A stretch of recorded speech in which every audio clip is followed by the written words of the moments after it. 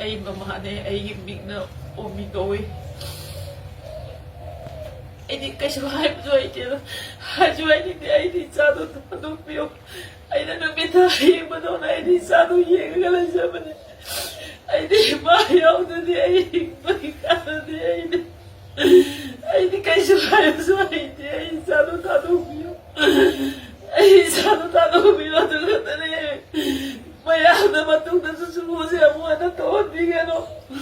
Isangin ba siya, kau mo di ka nalagkang namamasada pa na minadik ako eh.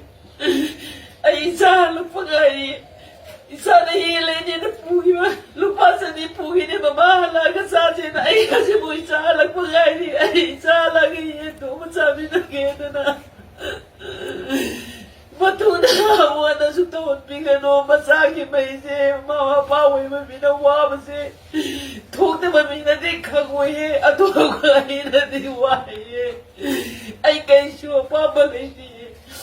Ay isa ano na di tatupyo.